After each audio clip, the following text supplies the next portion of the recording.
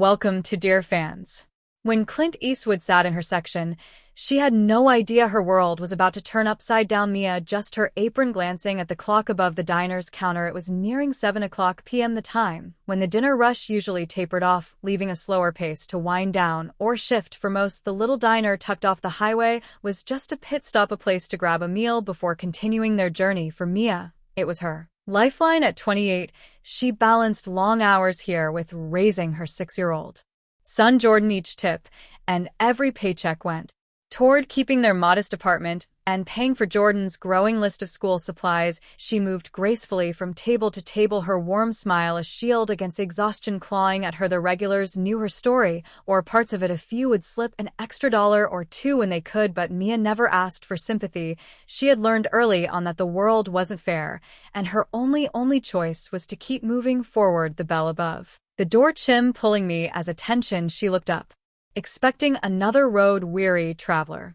Instead, a man walked in with a quiet confidence that made the air in the room feel heavier. He wore a simple button-up shirt and jeans, weathered face partially hidden by a hat pulled low. It took her a moment, but when he glanced away, she knew exactly who he was. Clint Eastwood. With the Clint Eastwood, her breath hitched. She wasn't one to fawn over celebrities. She didn't have the time or energy for it, but this was different. Clint Eastwood was an icon, someone her late father used to talk about while they watched old Western together. For a brief second, memories of those moments flickered in her mind, but she didn't have time to dwell. Clint settled into a corner booth, and Mia knew it was her turn to serve him. But this wasn't just another customer, and something about his quiet presence made her pause. Quick, and Mia grabbed her notepad and pen, took a deep breath, and approached the booth. As she got closer, she noticed the details: his hands slightly weathered, but steady, resting on the table, the piercing eyes beneath the brim of his hat that seemed to see everything without giving much away. He looked up as she stopped beside him, his expression calm, almost unreadable. Good evening, she began, her voice steadier than she expected. What can I get started for you? He glanced at the menu briefly before setting it aside. Just a coffee and a burger, medium rare, no onions. Simple enough. Mia jotted it down, but she couldn't ignore the faint tremor in her hand as she turned to leave. Clint's voice stopped her. Busy night. She turned back to him, surprised. Most customers didn't bother with small talk unless they were regulars. Not too bad, she replied, smiling faintly. Keeps me on my toes. He nodded, his expression softening just slightly. You've got a good pace. Not easy to keep up in a place like this. She blinked, unsure how to respond. Was he complimenting her? Clint Eastwood, a man she'd only ever seen in movies, was noticing her work ethic. She managed a polite smile before retreating to the counter to put in his order, but her mind raced with questions. Why was he here in this tiny diner off the highway? He could afford the fanciest restaurants in California, yet here he was sipping water from a chipped glass, waiting for a burger like any other traveler. When the order was ready, Mia carried the plate and coffee to his table. She set them down carefully, catching a brief, appreciative glance from him. "Thank you," he said simply. "You're welcome," she replied, trying to sound casual, but she couldn't help feeling like this moment, this ordinary interaction, was somehow different. As she moved to serve other table, she noticed he wasn't in any rush to eat. He sat there almost contemplative, occasionally sipping his coffee. But why did it feel like he wasn't just here to eat? Something about his presence lingered in the back of her mind, and she couldn't shake the feeling that this night was far from ordinary. Mia kept herself busy refilling coffee cups, clearing tables, and taking new orders, but she couldn't help glancing toward Clint's booth every so often. He ate slowly, almost methodically, as if he had all the time in the world. Occasionally their eyes met, and he'd give her a polite nod, a silent acknowledgement that made her stomach flutter. After finishing his meal, Clint gestured to her with a slight raise of his hand. Mia wiped her hands on her apron and walked fed over, careful to keep her expression composed. "Everything all right?"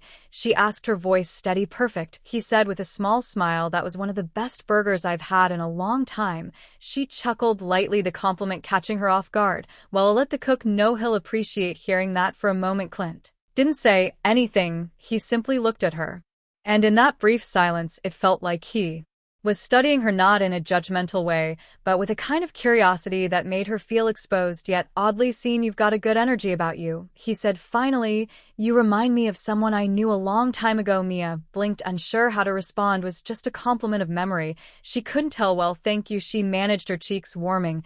"I just tried to get through the day like everyone else." He nodded, his eyes glinting with something she Couldn't quite place, that's the trick, isn't it? Just getting through before she could respond, he reached into his pocket and pulled out a few bills. He placed them on the table along with a folded piece of paper. Keep the change, she said, standing up, and read this when you get a moment. Mia stared at the note, her heart pounding. Thank you, she said softly, unsure if he even heard her as he walked toward the door. The bell above it jingled as he left, and just like that he was gone. For a few moments, she stood frozen by the booth, staring at the note as if it might burn her fingers. What could he have possibly written, and why did he seem so intent on her reading it? But the questions would have to wait. There were still tables to serve, and Mia wasn't the type to leave her duties unfinished, even if her mind was racing with anticipation. By the time Mia cleared Clint's booth, the diner had quieted down. The last of the evening's customers were sipping their coffee or chatting softly, and the background hum of the jukebox filled the room. She picked up the folded note with trembling fingers, slipping it into her apron pocket as she finished cleaning the table. She wasn't sure why she felt so anxious. It was just a note, right? Once or shift was over, Mia slipped into the back room to collect her things, or curiosity finally got the better of her, and she pulled out the paper, carefully unfolding it. Her eyes scanned the first few lines, and her breath hitched. Dear Mia, I don't know much about you, but in the short time I've been here, I've seen something rare: true resilience. Watching how you manage this place with grace, even under pressure, is a reminder of how much strength exists in the everyday heroes of this world. You remind me of someone very dear to me, someone who taught me the value of hard work and kindness. I don't know your story, but I can see in your eyes that you've carried more than your share of burdens. That's why I want to do something no strings attached. Me. His hands began to shake as she continued reading. I'm leaving a small gesture for you to use however you see fit, whether it's for your child, your future, or simply a moment of rest. I hope it brings you some peace. People like you deserve to be seen, and I see you. Folded inside the note was a check. Mia's heart nearly stopped when she saw the amount: $10,000. Her knees buckled, and she sat down hard on the bench in the back room, tears streaming down her face. It wasn't just the money, though that was life-changing in itself. It was the words, the acknowledgement, the feeling that someone as accomplished and legendary as Clint Eastwood had taken the time to notice her, to care for someone who often felt invisible in the world. It was overwhelming. But even as she tried to process it all, one question remained: why her, and what was she going to do with this unexpected gift? Mia sat in the back room for what felt like hours, or mind swirling with emotions. The check in her hands felt surreal, like something out of a dream. She thought about the bills stacked on her kitchen counter, the secondhand sneakers her son Jordan had been wearing for months, and the leaky faucet in their tiny apartment that she couldn't afford to fix. This money could change so much. But beyond the financial relief, Clint's words lingered in her mind. You remind me of someone very dear to me. Who is that person, and what had made Clint Eastwood, of all people, see something in her? Wasn't just the money or the note, it was the way he had looked at her, with a kind of respect and recognition that she hadn't felt in years. Mia wiped her tears and took a deep breath. She knew she couldn't keep this to herself, so she called her best friend Tasha, who had been her rock through countless struggles. Within minutes, Tasha was at the diner, sitting across from me, in one of the empty booths. Wait, Tasha said, holding up her hands as Mia handed her the note. You're telling me Clint Eastwood left you this? Me, and nodded, her eyes still puffy from crying. I don't even know why. I didn't do anything special. Tasha read the notes silently, her eyes widening with each word. When she got to the check, she let out a low whistle. Girl, this is insane. Do you know what this could mean for you and Jordan? I know, Mia said, her voice barely above a whisper, but it doesn't feel real. Why would someone like him care about someone like me? Tasha reached across the table and grabbed Mia's hands. Because he saw you. Mia, he saw what I've seen all along. You work harder than anyone I know, and you never let life break you. People notice that kind of strength. Me as stare down at the checker, hard, heavy with gratitude, but also a doubt. What if I don't deserve it? What if this is some kind of mistake? It's not a mistake, Tasha said firmly. You do deserve it. The question is, what are you going to do with it? But that was the question, wasn't it? And as much as Mia wanted to celebrate, she couldn't ignore the weight of this unexpected gift, or the responsibility that came with it. That night, Mia sat at her kitchen table long after Jordan had gone to bed. To note and check laid out in front of her. The small apartment was quiet, save for the occasional creak of the old pipes, and the dim light above the table flickered faintly. Her thoughts ran in 1,000 directions. This money could pay their overdue rent, replace the unreliable car she depended on, and give Jordan opportunities she could only dream of until now. But as exciting as the Possibilities were they also scared? She picked up the note again, reading Clint's words for the 10th time. "I hope it brings you some peace. People like you deserve to be seen." And I see those words struck a chord deeper than she'd expected. How many years had she spent trying to stay afloat, working double shifts, skipping meals, so Jordan could have enough? She pushed herself to the brink of exhaustion so many times she'd lost count, and through it all she'd felt invisible, like the world didn't care whether she made it or not. But Clint Eastwood had seen her, he'd seen her struggle, her determination, her resilience, and in that moment, she realized this wasn't just about the money, it was about believing that she was worthy of something better. Mia thought about her father, who had always been her biggest cheerleader before he passed. He used to say, "Don't let the world wear you down, kid, you've got a fire in you." For the first time in years, she felt that flicker again. She pulled out a notepad and began scribbling ideas, things she could do with the money that would create lasting change. Maybe she could finally take a class in accounting, a career she'd always dreamed of but had never had the time or resources to pursue. Maybe she could set up a small college fund for Jordan, giving him a chance at a better future. But one thought kept returning louder than the rest: pay it forward. Clint's gesture had changed your life, and she couldn't ignore the idea of doing the same for someone else. Still, the uncertainty lingered. The road ahead felt overwhelming, but for the first time in a long time, Mia allowed herself to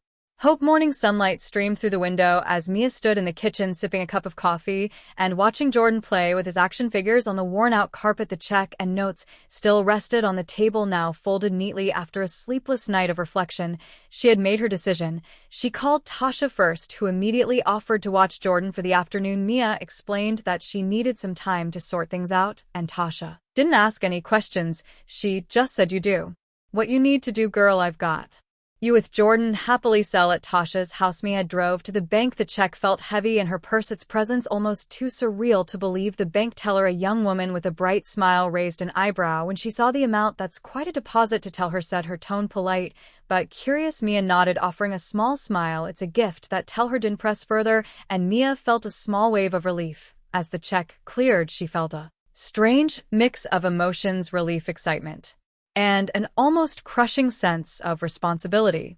This money wasn't just for her, it was a chance to rewrite her story and give Jordan a better life. After leaving the bank, Mia made her way to a local community college. For years, she had walked past its campus, wondering what it would feel like to sit in a classroom again, to learn, to grow. She stepped inside, her hands trembling as she approached the admissions desk. A kind, fade woman greeted her and asked how she could help. "I'd like to enroll," Emma said, her voice steady despite the nervous flutter in her chest. "And accounting?" The woman smiled warmly. "You're in the right place. Let's get you started." As Mia filled out the paperwork, she felt a sense of purpose she hadn't known in years. This wasn't just about her anymore, it was about showing Jordan that it was never too late to chase your dreams, no matter how impossible they might seem. But as Maya walked out of the admissions office, a new thought struck her. What if this was only the beginning? What if Clint's gesture wasn't just a gift, but a spark to light a much bigger flame? Weeks turned into months, and the changes in Mia's life were nothing short of transformative. She balanced her shifts at the diner with evening classes at the community college, and while it wasn't easy, there was a newfound determination in her stride. Jordan noticed. He proudly tell his friends, "My mom's going to college." Mia couldn't help but smile every time she heard it, but it wasn't just her own life that Mia wanted to change. Inspired by Clint's gesture, she began setting aside a portion of the money for a small fund to help others in her community, whether it was a struggling single parent needing groceries or a student unable to afford textbooks. Mia quietly stepped in, giving back in ways that Clint's note had encouraged her to. One evening, as Mia flipped through her accounting textbook at the kitchen table, Jordan tugged at her sleeve. "Mom," he asked, his big brown eyes curious, "do you think that man will ever come back to the diner?" Mia paused, the thought catching her off guard. Would Clint Eastwood ever return? She didn't know, but his impact on her life was something she would carry forever. "Maybe," she said softly, ruffling Jordan's hair, "but even if he does it, he's always going to be part of our story." And that was the truth. Clint's gesture had reminded me of the power of kindness, of seeing someone for who they are and lifting them up when the world felt heavy. It had reignited her belief in herself, in the possibilities of life, and in the importance of paying it forward. As Mia closed her textbook and prepared for bed that night, she felt a sense of peace she hadn't known in years. Her journey was far from over, but for the first time she wasn't just surviving, she was thriving one step at a time, and so the next time a stranger entered her section at the diner, Maya greeted them with the same warmth and grace, knowing that sometimes even the smallest interactions could change a life forever. Every act of kindness, no matter how small, has the potential to create ripples far beyond what we can see. If the story touched you, don't forget to subscribe and share it with someone who could use a little inspiration today. Like this video and subscribe this channel. Thank you.